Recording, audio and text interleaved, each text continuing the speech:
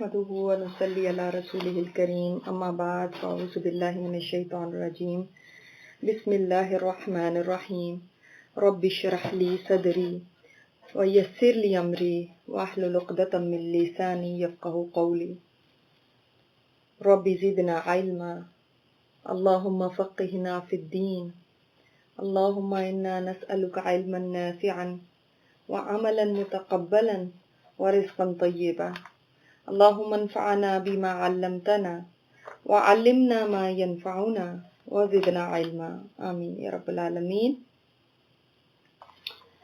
इसके बाद सूरत तकासुर, ये सूरत भी इतनी रिच सूरा है, इतनी जबरदस्त सूरा है। एक दफा मैंने इसके ऊपर दर्स भी दिया हुआ, और आप इसको डिटेल में इन सूरतों को देखना चाहें तो आप फ़हमुल कुरान के कोर्स में से देख सकते हैं यहाँ, और इनके लेक्चर्स भी हैं। सूरत तकासुर मक्की सूरत है।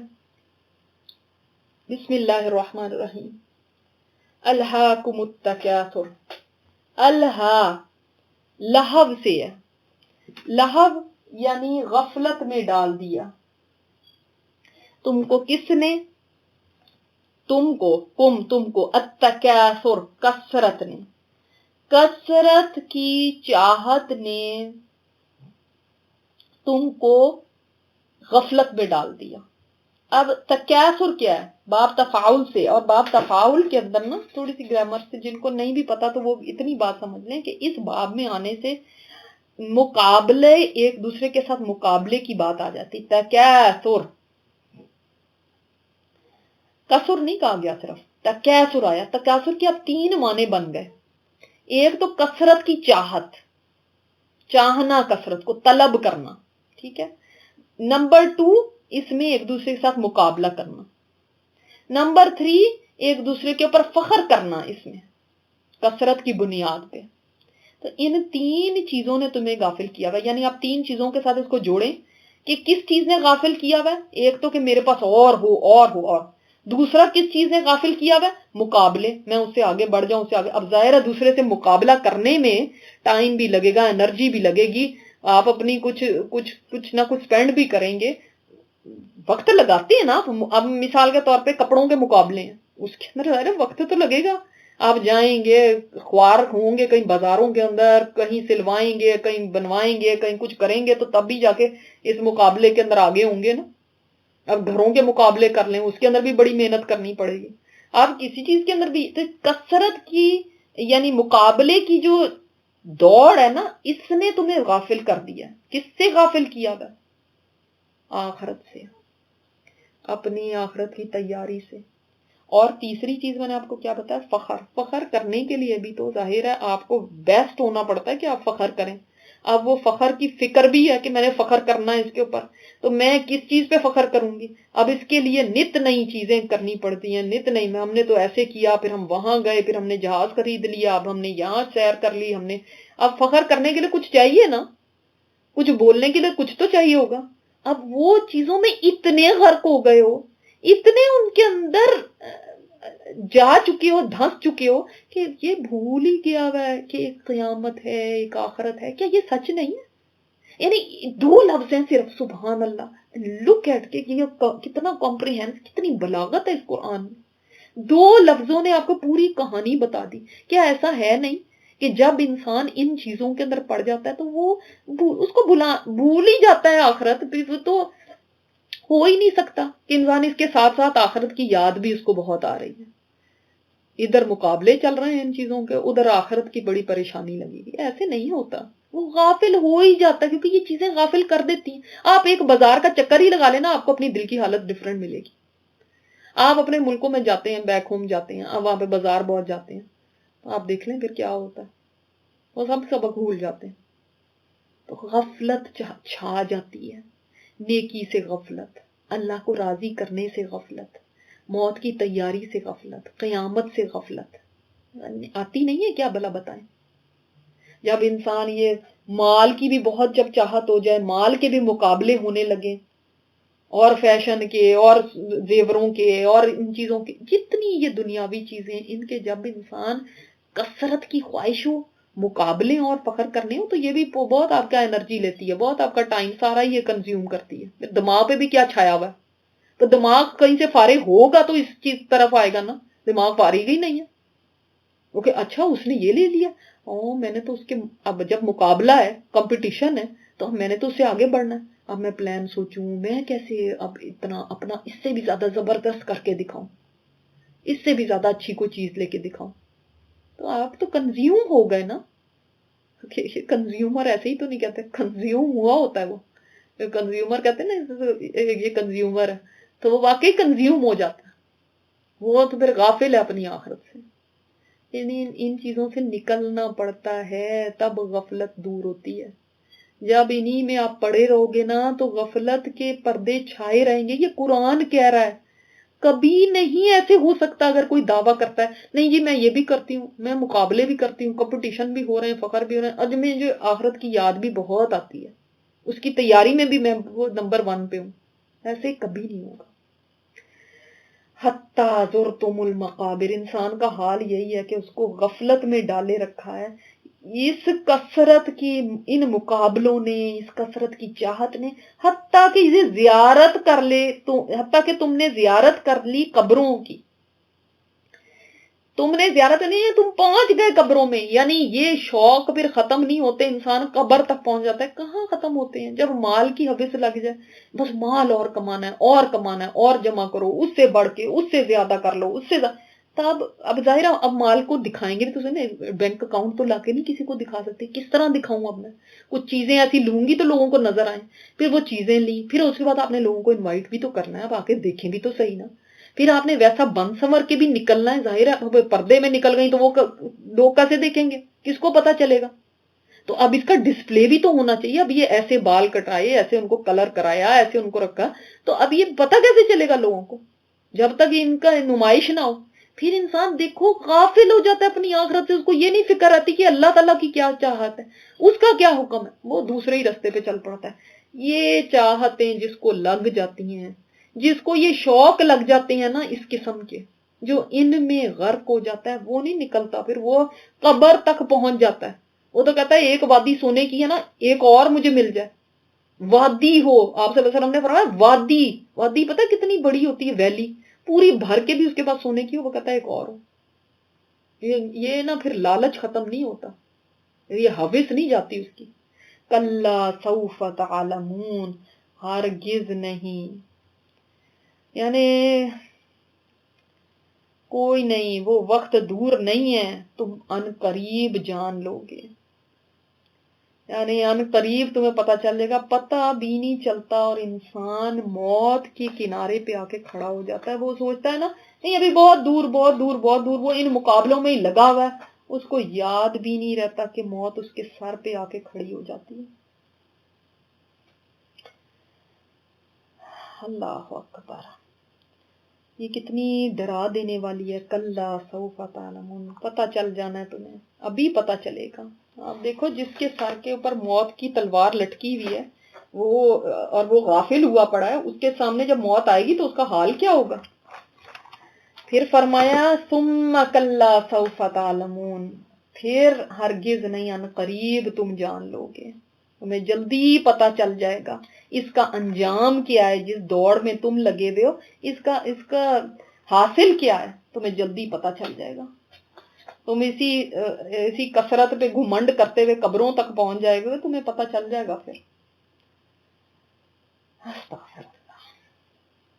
کلا لو تعلمون علم الیقین، ہرگز نہیں، کاش تم جانتے ہوتے جاننا یقینی، یعنی ایسا اگر یقینی طور پر کاش تم جان لیتے نا. ابھی تو انسان کہتا نا ہاں پتہ ہی ہے ہمیں موت آنی ہے، ہاں پتہ ہی ہے قیامت ہے، لیکن کاش تمہیں یقین کی حد تک یہ علم ہوتا. اور یقین کی حد تک جب علم ہو جاتا ہے نا تو پھر انسان غفلت میں نہیں پڑتا. پھر انسان اس ہمیشہ کے رہنے والے گھر کے لیے فکر کرتا ہے. کاش تمہیں یہ یہاں پتہ چل جائے، علم یقینی ہو جائے. جیسے حضرت علی فرماتے تھے کہ اگر میرے سامنے جنت اور جہنم بھی آ جائیں تو میرے یقین میں ذرا برابر فرق نہیں پڑے گا. یعنی دنیا میں ان کا یقین اتنا تھا، آج ہمیں یقین نہیں ہے، یقین میں کمی ہے، تبھی تو غفلت ہے. اور علم یقینی ہو جائے تو غفلت دور ہو جاتی. یعنی اپنے سامنے انسان ایسے ہی دنیا میں رہے کہ جیسے اس نے سامنے اپنے جہنم دیکھی ہے، جیسے اس نے اپنے سامنے جنت دیکھی ہے. کیا پھر کبھی غفلت میں رہے گا؟ کیا پھر کبھی بھولے گا؟ لَتَرَوُنَّ الْجَحِيمَ، البتہ تم ضرور دیکھو گے جہنم کو. یعنی یہ تو ہو کے رہنا ہے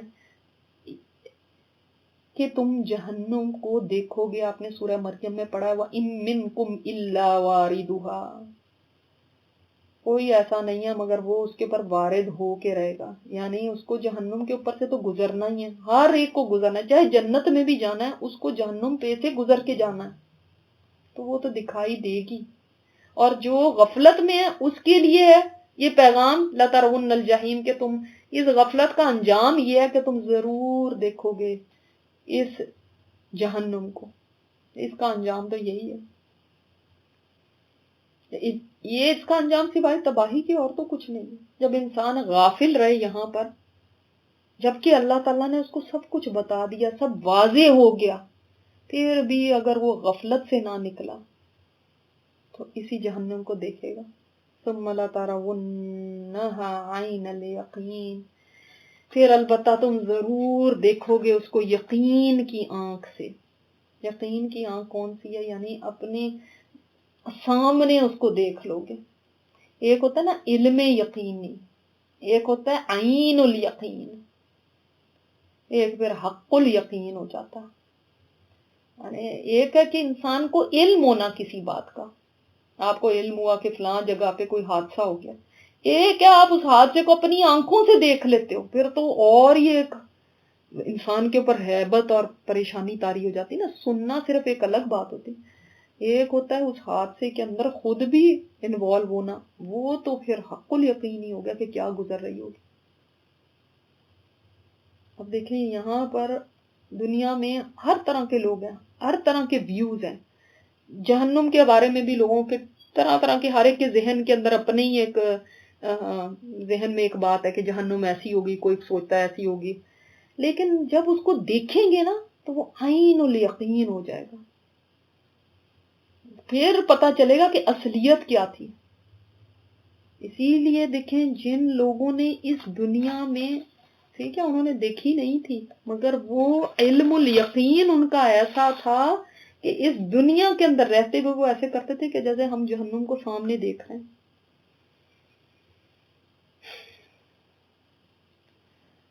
حضرت ابن مسعود کے ساتھ ایک دفعہ حضرت سعد بن اخرم فرماتے ہیں کہ میں جا رہا تھا تو ہم لوہار کی دکان سے گزرے، تو انہوں نے آگ سے سرخ لوہا باہر نکالا لوہار نے. تو عبداللہ بن مسعود اسے دیکھنے کے لیے کھڑے ہو گئے، رونے لگے. کیوں؟ یہ اس کو دیکھ کے ان کو جہنم یاد آ گئی. ان کو یہ ہوتا تھا کہ وہ جب آگ دیکھتے تھے، جیسے ایک اور جگہ پہ ایک اور صحابی کے بارے میں آتا ہے کہ انہوں نے تنور کو دیکھا دہکتے ہوئے، تو وہ اس قدر روئے اور بیمار پڑ گئے. اور کس لیے؟ کہ وہ دیکھ کے ان سے یہ برداشت نہیں ہوتا تھا، اللہ ایسے جہنم ہوگی، جیسے یہ روٹیاں لگائی جا رہی ہیں اس طرح انسان ہوں گے. وہ نہیں ان سے برداشت ہوتا تھا، اور وہ کیسی ان کے اوپر رقت طاری ہو جاتی تھی. جب حضرت عمر سورہ طور پڑھ رہے ہیں تو جب آتا ہے کہ اللہ تعالیٰ کا عذاب واقعی، ان عذاب ربک لواقع، تیرے رب کا عذاب واقع ہونے والا ہے، اتنا روئے کہ بیمار ہی پڑ گئے. لوگ عیادت کے لیے آنے لگے، ان کو نہیں پتا تھا کہ یہ اس بات پہ بیمار پڑے ہیں. تو وہ کتنا اس چیز کو سیریس لیتے تھے. حضرت معاذ بن جبل فرماتے ہیں کہ مومن آدمی پل صراط پار کرنے سے پہلے گھبراہٹ سے کبھی امن میں آ ہی نہیں سکتا، کبھی امن پا ہی نہیں سکتا. وہ کیسے امن پائے گا؟ گھبراہٹ سے کیسے وہ آزاد ہو سکتا ہے؟ حضرت مالک بن دینار فرماتے ہیں اگر میرے بس میں ہوتا کہ میں نیند نہ کروں تو میں کبھی نہ سوتا، اس ڈر سے کہ سوتے میں کہیں مجھ پہ عذاب نہ نازل ہو جائے. اور اگر میرے پاس کوئی مددگار ہوتا تو میں ان کو ساری دنیا میں منادی کرنے کے لیے بھیج دیتا کہ لوگوں آگ سے خبردار ہو جاؤ، لوگوں آگ سے خبردار ہو جاؤ. ان کو کتنا ڈر ہوتا تھا کہ ہم لوگوں کو بتا دیں کہ ایک آگ جل رہی ہے، لوگوں اس سے خبردار ہو جاؤ. اسی طرح عبداللہ بن مسعود دریائے فرات کے کنارے، جو میں نے آپ کو بتایا تنور تھا، اس کے پاس سے گزرے. جب اس کے اندر دہکتی بڑھتی ہوئی آگ دیکھی تو تب یہ آیت تلاوت فرمائی، جب جہنم کافروں کو دور سے دیکھے گی تو کافر جہنم کا چیخنا چنگھاڑنا سنیں گے. تو یہ سن کے ربیع بن قسیم بے ہوش ہو کے گر پڑے. لوگ ان کو چارپائی پہ ڈال کے گھر لائے، اور صبح سے دوپہر تک ان کے ہوش میں آنے کا لوگ انتظار کرتے رہے اور کوشش کرتے رہ گئے، مگر ان کو ہوش نہیں آیا. کتنا سیریس تھا ان کے لیے. استغفر اللہ ربی. کہ صرف یہ بات کہ تم ضرور عین الیقین سے اس کو دیکھو گے. ابھی تو علم الیقین ہے نا، علم الیقین بھی پورا ہو جائے تو پھر بھی انسان غفلت سے نکل آتا ہے. اس دن تو عین الیقین ہو جائے گا. ہمیں تو علم الیقین کی حد تک بھی نہیں ہے یقین. ہماری تو آخرت نہ سنور جائے، ہماری زندگیاں نہ بدل جائیں مگر علم الیقین ہو جائے. ثم لتسألن یومئذ عن النعیم. پھر کیا حال ہوگا کہ تم اس دن ضرور پوچھے جاؤ گے نعمتوں کے بارے میں، تم سے سوال کیا جائے گا. اور نعمتیں کیسی کہ ابن جریر میں آتا ہے وہ حدیث کہ ابو بکر صدیق اور عمر بیٹھے ہوئے تھے. آپ صلی اللہ علیہ وسلم ان کے پاس آئے، پوچھا آپ یہاں پہ کیوں کیسے بیٹھے ہیں؟ تو انہوں نے کہا بھوک کے مارے ہم گھر سے نکلے ہوئے، ہمیں گھر میں بھی کچھ نہیں ہے، تو گھر سے باہر نکل آئے بے چین ہو کے بھوک سے. فرمایا اس اللہ کی قسم جس نے مجھے حق کے ساتھ بھیجا میں بھی اسی وجہ سے نکلا. اب آپ ان کو لے کر چلے ایک انصاری کے گھر. ان کی بیوی مل گئی، پوچھا کہ تمہارے شوہر کہاں ہیں؟ کہا گھر کے لیے پانی لینے گئے. اتنے میں وہ بھی مشک اٹھائے ہوئے آ گئے. وہ خوش ہوئے، کہنے لگے مجھ جیسا خوش نصیب کون ہو سکتا ہے جس کے گھر میں اللہ کے رسول تشریف لائیں. تو مشک تو لٹکا دی اور خود جا کر کھجور کے تازہ خوشے لے آئے. آپ نے فرمایا چن کے الگ کر کے لاتے. تو جواب دیا حضور میں نے چاہا کہ آپ اپنی طبیعت کے مطابق اپنی پسند سے چن لیں، جیسا آپ کو پسند ہے، یہ بھی ہے، اس طرح کی کھجور بھی ہے، اس طرح کی کھجور ہے. پھر پانی دیا، پھر چھری ہاتھ میں لی کے جانور ذبح کر کے گوشت پکائیں. پھر آپ صلی اللہ علیہ وسلم کے سامنے رکھا. آپ نے وہیں کھانا کھایا. پھر فرمایا دیکھو ہم بھوکے گھر سے نکلے تھے، پیٹ بھر کے جا رہے ہیں. یہ وہ نعمتیں ہیں جن کے بارے میں قیامت کے دن سوال ہوگا. تو حدیث میں آتا ہے کہ حضرت عمر نے جو وہ خوشہ اٹھایا ہوا تھا وہ زمین پہ دے مارا، کہنے لگے اس کے بارے میں بھی اللہ کے ہاں سوال ہوگا. یعنی ہم اتنی بھوک میں نکلے ہیں، ہمارے بھوک نے ہمیں اتنا بے چین کیا ہوا، ہم گھر سے نکلے، اس پہ بھی سوال ہوگا. آپ نے فرمایا ہاں، صرف 3 چیزیں ایسی ہیں جن پہ سوال نہیں ہوگا. ایک پردہ پوشی کے لائق کپڑا جس سے آپ کا جسم کور ہو جائے. ایک بھوک روکنے کے قابل ٹکڑا، یعنی اتنی سی روٹی صرف جس سے بھوک مٹ جائے. ایک سردی گرمی میں سر چھپانے کے لیے مکان. بس اس کے علاوہ ہر چیز کا سوال ہے. آپ بتائیں نا کس سے سوال زیادہ ہوگا؟